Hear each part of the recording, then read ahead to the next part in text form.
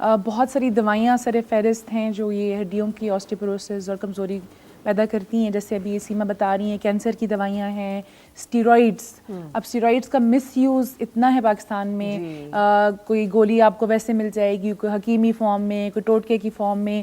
لوگ اتنا high steroids کھا کے آتے ہیں کہ آتے ہی اس وقت ہیں جب ہپ کا فریکچر ہو جاتا ہے. تو وہی بھی جیسے میں بات کری تھی, خود سے گولیاں کھا لینا, خود سے دوائیاں کھا لینا. پھر جیسے آپ نے کہا کہ بہت ساری بیماریاں ہیں, جیسے تھائرائڈ کے ایشوز ہیں, ڈائبٹیز اٹ سیلف, شوگر جو ہے وہ ایک بہت بڑی بیماری ہے اور وہ آپ کے اندر ہی اندر ہڈیوں اور جوڑوں کو بھی افیکٹ کر رہی ہوتی ہے. یہاں پہ میں ذکر کرنا چاہوں گی ڈائبیٹک نیوروپیتھی کا, جس کا مطلب یہ ہے کہ شوگر کے ساتھ آپ کی نسیں کمزور ہو جاتی ہیں, آپ کے پٹھے کمزور ہو جاتے ہیں.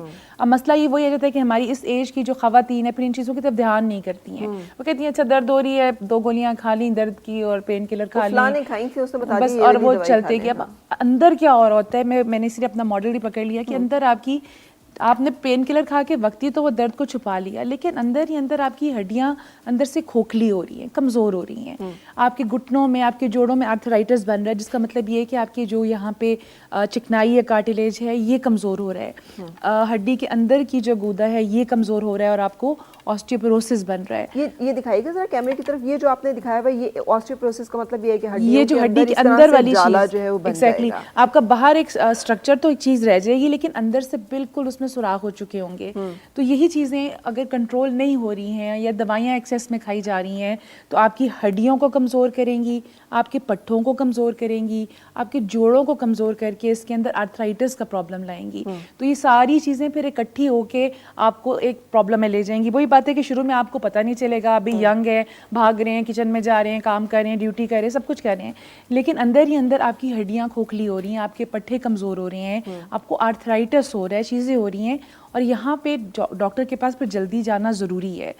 دوسری چیز جو میں سیما سے بھی جب ہم بات کرے تھے, اور ان کے میں حوصلے کی داد بھی دوں گی, ایسے لوگ, ایسے پیشنٹس, خاص طور پہ خواتین جو ایسی بیماریوں سے لڑ رہی ہیں جو کہ لانگ ٹرم بیماریاں ہیں.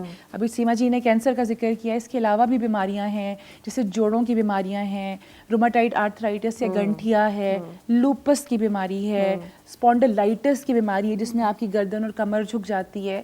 یہ ایسی بیماری ہیں جس کے لیے لمبے عرصے تک ایک تو علاج کرنا پڑتا ہے, دوسرا خیال کرنا پڑتا ہے, اور ان کے ساتھ مقابلہ بھی کرنا پڑتا ہے.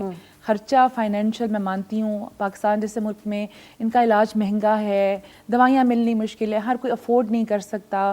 بیچارے پیشنٹ یہی کرتے ہیں, کچھ عرصہ دوائی کھائی, پھر وہ چھوڑ دی, جب طبیعت خراب ہوئی پھر دوبارہ وہی نسخہ نکال کے دوائیاں استعمال کر لیں.